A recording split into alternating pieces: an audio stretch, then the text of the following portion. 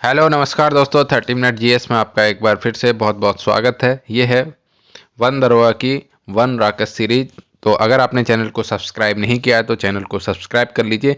आज हम बात करेंगे वन के बारे में, यानी कि फॉरेस्ट किन्हें कहते हैं। यानी कि ऐसा क्षेत्र जहां पर प्राकृतिक रूप से उगे वृक्षों एवं वनस्पतियों का घनत्व अधिक होगा, उस विशेष क्षेत्र को वन कह देंगे। इसका मतलब घनत्व अधिक का क्या मतलब है? मान लीजिए एक बहुत बड़ा एरिया है 1 एकड़ का और उसमें 10 पेड़ है, तो क्या उसको हम वन कहेंगे? नहीं, उसको क्या कहेंगे हम? एक फील्ड या क्या कह देंगे, खेत या फिर मतलब खुली जगह कह देंगे, उसको वन नहीं कहेंगे। वन का मतलब होता है कि घनत्व, यानी कि सघन वृक्षारोपण हो। वृक्षारोपण प्राकृतिक रूप से, यानी कि वृक्ष जो उगे हुए होंगे प्राकृतिक रूप से, जो एक जगह पर बहुत ही ज्यादा सघन होंगे, वो कहलाएंगे वन। यानी कि जिस स्थान पर प्राकृतिक वनस्पति की अधिकता होती है उस स्थान विशेष को वन एवं सरल भाषा में क्या कहते हैं? जंगल। यानी कि वृक्षों की सघनता का विस्तृत क्षेत्र कहलाता है वन। और पृथ्वी पर मौजूद, अब वनस्पतियों की बात कर ले। वनस्पतियां दो प्रकार की होती हैं, प्राकृतिक वनस्पति और मानव रोपित। यानी कि जो अपने आप उगाती हैं वो प्राकृतिक वनस्पतियां कहलाएंगी, और जिसमें मनुष्य जैसे हम लोग वृक्षारोपण आदि करते हैं तो वो होती हैं मानव रोपित वनस्पतियां। ठीक है।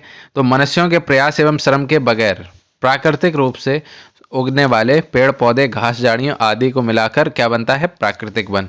और जो मानव रोपित वनस्पति होती है वो क्या होती है? वो मानव रोपित वन कहलाता है। ठीक है। अब बात करें वन शब्द का अर्थ क्या है। तो वन, हिंदी का वन शब्द जो है वो इंग्लिश में फॉरेस्ट शब्द का रूपांतरण है, और अंग्रेजी का यह शब्द लैटिन भाषा के शब्द किससे बना है? फोरेस्ट से। फोरेस्ट, फोरेस्ट का मतलब होता है आउटसाइड, यानी कि बाहरी क्षेत्र। तो वन के इस अर्थ में वे क्षेत्र हैं जो मानवीय क्रियाकलापों से दूर हैं, अर्थात जहां ना तो कृषि की जाती है और ना ही आबादी की बसावट हो, वो कहलाता है फॉरेस्ट या फिर आउटसाइड, और उसी को कहते हैं फॉरेस्ट, और हिंदी में बोलते हैं वन। वनों की परिभाषा कई विद्वानों ने अलग अलग कथन दिए हैं, बस आपको देख लेना है, इतना इंपॉर्टेंट नहीं है। यानी कि लीजा ट्रम्बोयर के अनुसार वृक्षों से आच्छादित भूमि का एक विस्तृत क्षेत्र एक वन है, छोड़ दीजिए। फ्रान ओवर्ड के अनुसार वन एक प्रकार का पर्यावास है। पर्यावास में वह क्षेत्र जहां पर पौधे जंतुओं को भोजन, जल, निवास स्थान उपलब्ध होता है। विभिन्न पौधे एवं जंतु विभिन्न प्रकार के पर्यावासों में निवास करते हैं, और संसार के अधिकांश पौधे एवं जंतु वनों में वास करते हैं। ठीक है। विकिपीडिया तो पता ही है, एक वन जिसे जंगल भी कहा जाता है वह क्षेत्र है जहां पर वृक्षों की सघनता अधिक हो।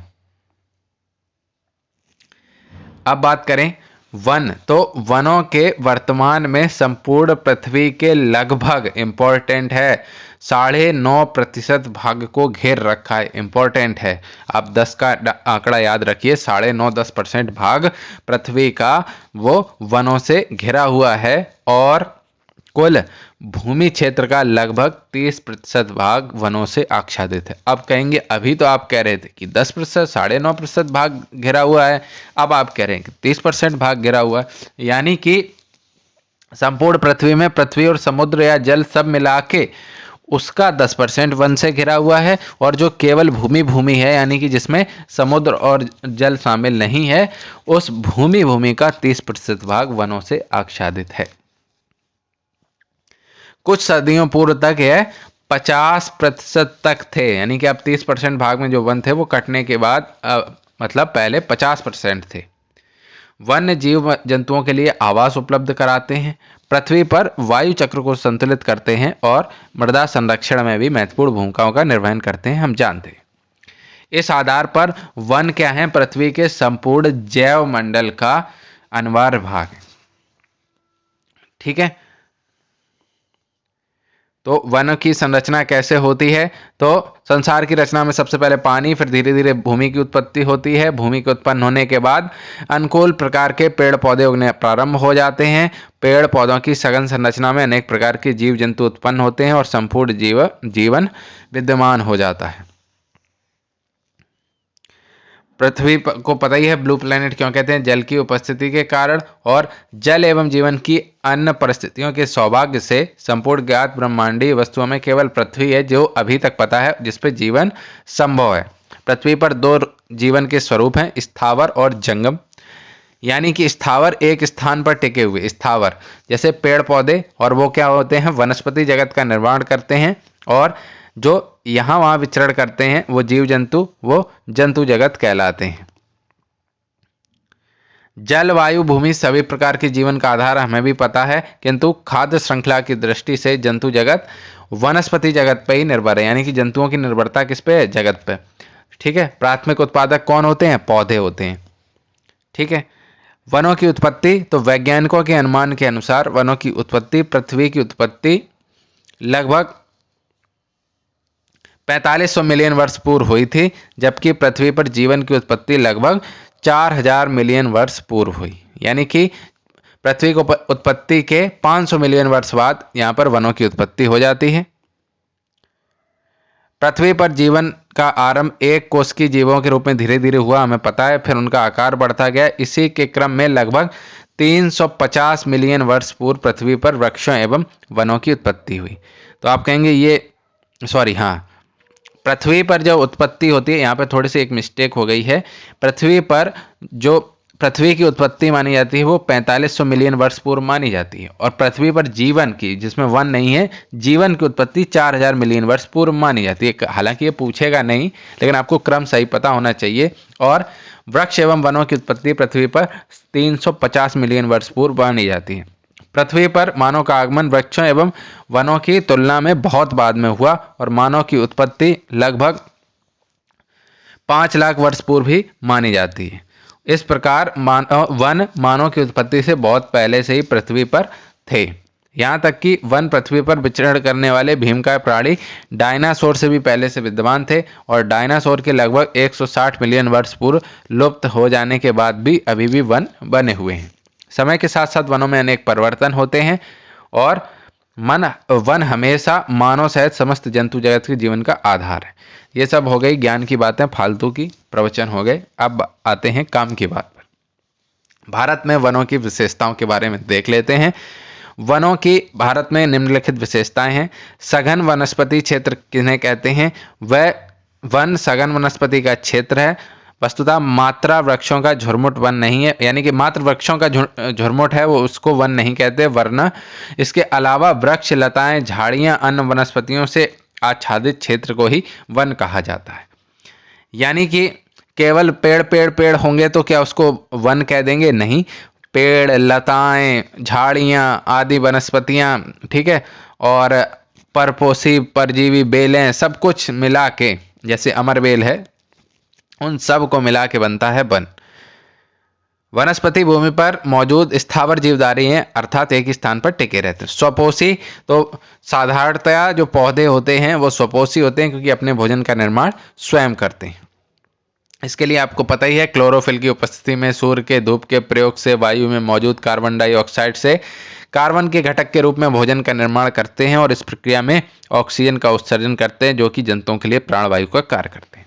इसके अलावा वन जो है जंतुओं के प्राकृतिक आवास हैं। वनों में आपको पता है परिंदे, रेंगने वाले, दूध देने वाले, रीढ़धारी, बिना रीढ़धारी, शाकाहारी, मांसाहारी, सर्वाहारी सभी प्रकार के जीव जंतु शरण लेते हैं। इनमें सांप, बिच्छू, मोर, कबूतर, तीतर, वया, हिरन, हाथी, शेर, भालू, बंदर, गधा, बिल्ली सब कुछ तो मौजूद रहते हैं।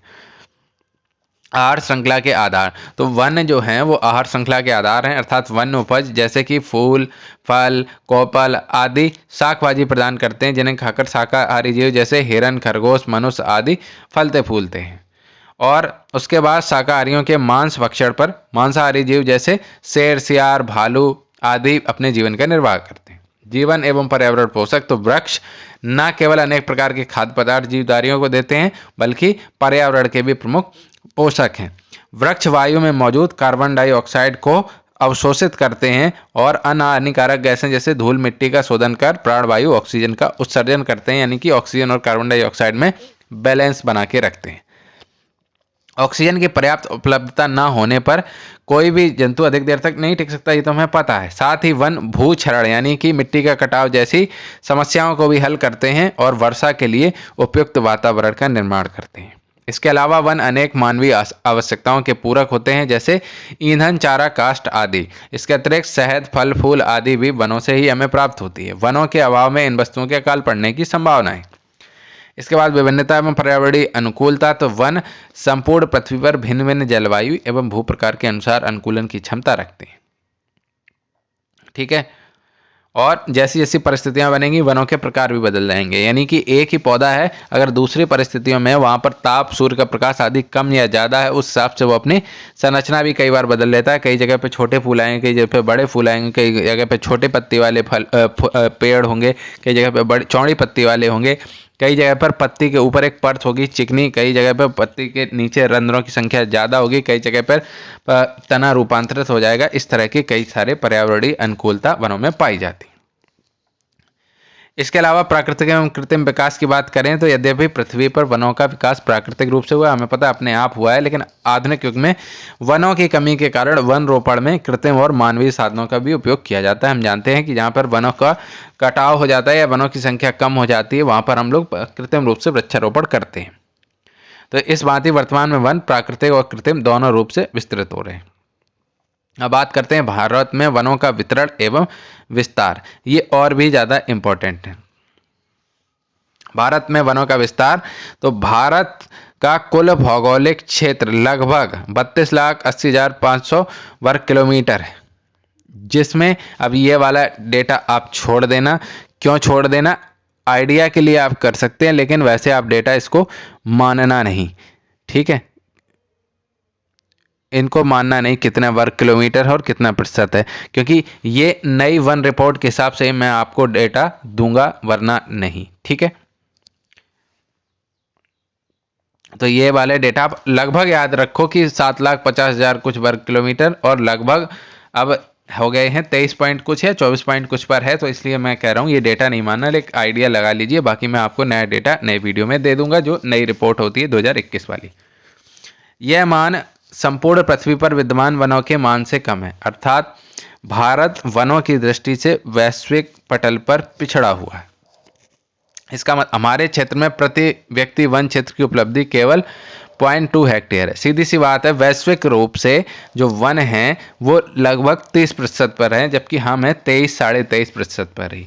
ठीक है, अब भारत में वनों के वितरण की बात करें तो भारत में वनों का वितरण सिर्फ कमी नहीं है, बल्कि असमान वितरण भी है। अब आते हैं इम्पोर्टेंट फैक्ट, जैसे कि देश के कुल वन क्षेत्र का 80% भाग हिमालय के क्षेत्र में स्थित है, यही पॉइंट बना के देते हैं, और 20% भाग इधर उधर बिखरा हुआ है।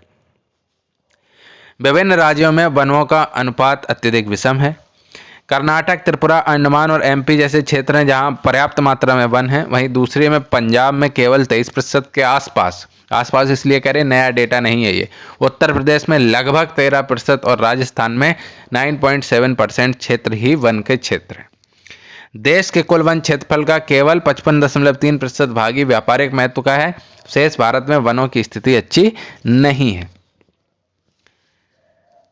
भारत में वनों के विवरण से यह स्पष्ट हो गया कि प्राचीन कालीन वन्य चेतना समृद्ध, यानी पहले वनों को, जंगल कटाई को खराब मानते थे ना, तो समृद्ध भौगोलिक परिवेश के बावजूद वर्तमान भारत में वनों की स्थिति खराब है। इससे दुरुस्त करने के लिए प्रत्येक आम एवं खास भारतीय को सतत एवं सघन प्रयास करने ही होंगे। ठीक है, विभिन्न आधारों पर भारत में वन वितरण की बात करें, Indian forest distribution on different basis. Bharat एक महत्वपूर्ण एवं विविधतापूर्ण देश है। भारत में वनों की स्थिति को जानने के लिए विभिन्न आधारों के वन वितरण का अवलोकन किया जाता है। जैसे कि रिकॉर्डेड फॉरेस्ट एरिया की बात करें, अभिलेखित वन क्षेत्र, ये किसे कहते हैं?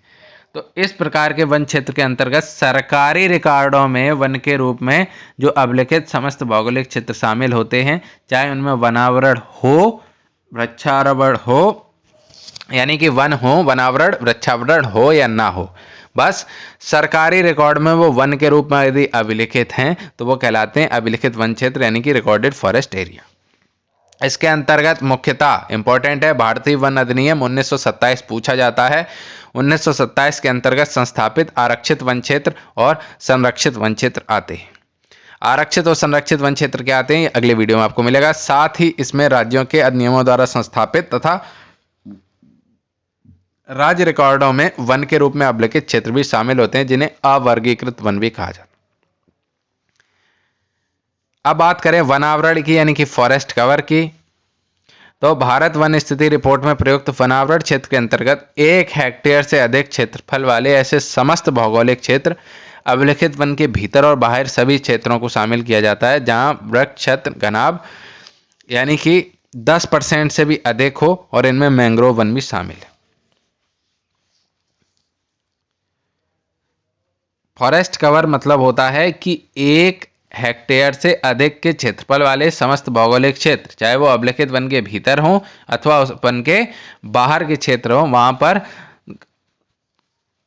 वृक्ष का जो क्षेत्रफल है 10% से ज्यादा वृक्ष हो तो उन्हें कहते हैं फॉरेस्ट कवर, और उसके अंतर्गत मैंग्रोव वनों को भी शामिल किया जाता है। इसमें 3 भागों में बांटा जाता है।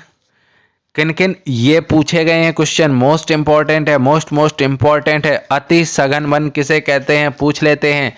तो जहां पर वृक्षों का घनत्व 70% से अधिक होगा उसे कहेंगे वेरी डेंस फॉरेस्ट, यानी कि अति सघन वन। मध्यम सघन वन किसे कहते हैं, मध्यम सघन वन ये होता है जहां पर वृक्षों का घनत्व 40 से 70% के बीच हो। और खुले वन ओपन फॉरेस्ट किसे कहते हैं, जहां वृक्षों का घनत्व 10 से 40% तक हो।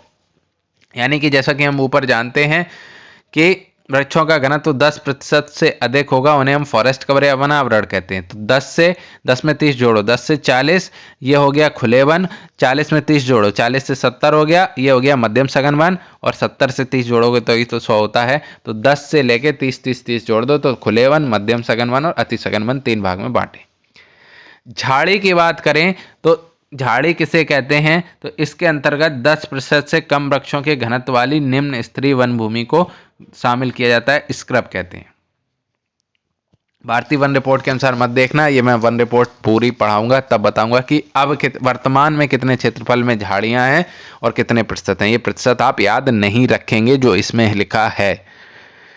ट्री कवर या वृक्षावरण करें तो अभी तक वन कवर था ना, अब है ट्री कवर यानी कि वृक्षावरण। तो इसके अंतर्गत अभिलिखित वन क्षेत्र के बाहर के तथा 1 हेक्टेयर क्षेत्रफल से कम क्षेत्रफल वाले वृक्षादित क्षेत्रों वनावरण के अतिरिक्त को शामिल किया जाता है। यानी कि जब रिपोर्ट आप देखेंगे तो आपको वनावरण प्लस वृक्षावरण दोनों को दिखा के बताएंगे कि लगभग 24 कुछ % है। अब बात करें TOF की यानी कि ट्री आउटसाइड फॉरेस्ट की, तो ये इसके अंतर्गत अभिलिखित वन क्षेत्र के बाहर के सभी वृक्षीय क्षेत्रों को शामिल किया जाता है, जिसको बोलते हैं TOF यानी कि ट्री आउटसाइड फॉरेस्ट। 1 हेक्टेयर से अधिक क्षेत्रफल वाले TOF को सैटेलाइट आंकड़ों के आधार पर वनावरण में शामिल कर लिया जाता है, जबकि 1 हेक्टेयर से कम क्षेत्रफल वाले TOF को वृक्षावरण में शामिल किया जाता है। कुल मिला के वनावरण वृक्षावरण में अंतर क्या है, इसकी सीमा है 1 हेक्टेयर। 1 हेक्टेयर से ज़्यादा है अगर वृक्ष और परसेंटेज 10% से ज़्यादा है वृक्षों का घनत्व तो वो कहलाता है वनावरण। और 1 हेक्टेयर से कम है, 1 हेक्टेयर से कम क्षेत्रफल है और वृक्ष लगे हैं, लताएं भी हैं, झाड़ियां भी हैं, तो और अभिलिखित वन क्षेत्र के बाहर का क्षेत्र है तो वो किसमें शामिल होता है, वृक्षावरण में। तो वृक्षावरण और वनावरण में अंतर समझ गए आप। 1 हेक्टेयर से ज़्यादा हो और अभिलिखित वन क्षेत्र के बाहर का क्षेत्र होगा तो वो हो जाएगा वृक्षावरण, अंदर का क्षेत्र होगा 1 हेक्टेयर से कम में तो वो हो जाएगा वनावरण। अब बात करें मैंग्रोव वन या ज्वारी वन, तो ये इस प्रकार के वन उन भागों में पाए जाएंगे जहां पर समुद्र तट पर ज्वार भाटा के कारण खारा जल पाया जाता है। इंपॉर्टेंट, लेकिन एक चीज याद रखो, मैंग्रोव वहां भी पाए जाते हैं जहां खारा जल नहीं पाया जाता है। याद रखना, एनवायरमेंट इकोलॉजी में बहुत अच्छा कंसेप्ट ये है कि मैंग्रोव उन जगहों पर भी उग सकते हैं जहां खारा वन नहीं पाया जाता है, लेकिन ज्यादातर मैंग्रोव उन जगहों पर पाए गए हैं जहां पर खारा या फिर समुद्री जल पाया जाता है। यहाँ की मिट्टी दलदली होती है, यहाँ मुख्यतः ऐसी वनस्पति होती है जिसकी जड़ें सदैव खारे या नमकीन जल में डूबी रहती हैं। इसकी शाखाएं निकलकर चारों ओर फैल जाती हैं और इस प्रकार के वन को जैव विविधता का संरक्षक माना जाता है। इसके अलावा मैंग्रोव वन की एक बात यह है कि ये गुरुत्व के विपरीत इनकी जड़ें वृद्धि करती हैं और मैंग्रोव वनों के फल वृक्ष में लगे ही अंकुरित हो जाते हैं, इंपॉर्टेंट है। अंकुरित क्यों हो जाते हैं? नीचे गिरेंगे तो नमकीन पानी उसमें अंकुरण नहीं होगा। ये क्वेश्चन पूछे जाते हैं। तो कितनी वन रिपोर्ट के अनुसार कितनी % और संघ शासित क्षेत्रों में कितना क्षेत्रफल है, ये नई वन रिपोर्ट में बताएंगे, यहाँ नहीं, वो करंट के हिसाब से। इसके अलावा एक बात समझ लीजिए, पश्चिम बंगाल के सुंदरबन क्षेत्र में मैंग्रोव वन का आवरण बहुत पर्याप्त है। और क्रम पूछा गया है, पर्याप्त क्यों है, हमने परसेंटेज ये सारी छुपा दी हैं जिससे कि नया डेटा आपको दे सकें। सर्वाधिक मैंग्रोव आच्छादित राज्य कौन कौन से हैं पूछ लेता है, इंपॉर्टेंट है। पहला तो आप याद ही रखोगे, पश्चिम बंगाल है, दूसरा गुजरात है, तीसरा अंडमान निकोबार है और चौथा आंध्र प्रदेश है। लेकिन आपको क्वेश्चन इसमें घुमा सकता है। कैसे घुमा सकता है? वो पूछ सकता है कि ऐसा कौन सा केंद्र शासित प्रदेश है जहां पर सर्वाधिक मैंग्रोव वन हैं, तो आप आंसर लगाएंगे अंडमान निकोबार। इसके अलावा वो आपसे पूछ सकता है सर्वाधिक मैंग्रोव वनों में दूसरा स्थान है, तो वो है गुजरात का। इसके अलावा वो पूछ सकता है सर्वाधिक मैंग्रोव वन पाए जाते हैं भारत में, तो आंसर है पश्चिम बंगाल। या फिर ये चारों दे देगा इनका क्रम, तो पश्चिम बंगाल, फिर गुजरात, फिर अंडमान निकोबार, फिर आंध्र प्रदेश। भारत में सर्वाधिक मैंग्रोव वनों से आच्छादित 4 जिले घटते क्रम में, तो दक्षिण 24 परगना जो कि वेस्ट बंगाल का है, इसके अलावा कच्छ गुजरात का है, फिर अंडमान है और पूर्वी गोदावरी आंध्र प्रदेश का है। ये क्रम है। अब बात करें पहाड़ी जिलों में वनावरण, फॉरेस्ट कवर इन हिली स्टेट्स। तो पहाड़ी जिलों में वनावरण का वितरण निम्न प्रकार है। 1988 की राष्ट्रीय वन नीति, ये भी अलग से पढ़ाएंगे, राष्ट्रीय वन नीति 1988 जो लास्ट में आई, फिर 2018 में एक ड्राफ्ट आया जो बाद में कैंसिल कर दिया गया था। तो 1988 की राष्ट्रीय वन नीति के अनुसार देश के कुछ भौगोलिक क्षेत्रफल के 1/3 भाग पर वन होने चाहिए। इंपॉर्टेंट है कि 1988 की राष्ट्रीय वन नीति में क्या लिखा है कि देश के कुल भौगोलिक क्षेत्रफल के कितने भाग पर वन होने चाहिए? 1/3 भाग पर, यानी कि 33% भाग पर वन होने चाहिए। इसी वन नीति के अनुसार पहाड़ी क्षेत्रों में अपरदन और भूमि अवनयन को रोकने हेतु 2/3 क्षेत्रफल पर वन आवरण होना चाहिए। यानी कि देश के कुल भौगोलिक क्षेत्रफल के 1/3 पर वन होने चाहिए, लेकिन देश में ही पहाड़ी क्षेत्रों में कम से कम 2/3 क्षेत्रों पर वनावरण होना चाहिए जिससे अपरदन आदि रोका जा सके। भारत के योजना आयोग ने उन राज्यों, जिलों और तालुकों एक तरह से तहसील समझिए, उनको पहाड़ी माना है। किसे पहाड़ी कहा है? इंपॉर्टेंट है ये परिभाषा। जहां पर जिनकी ऊंचाई समुद्र तल से 500 मीटर से ज्यादा होगी उन्हें कह देंगे पहाड़ी। पहाड़ी क्षेत्रों और पश्चिमी घाट के विकास कार्यक्रम के लिए योजना आयोग ने इसी मापदंड को आधार बनाया। कौन सा? 500 मीटर से ऊंचा, उसको बोल दिया पहाड़ी।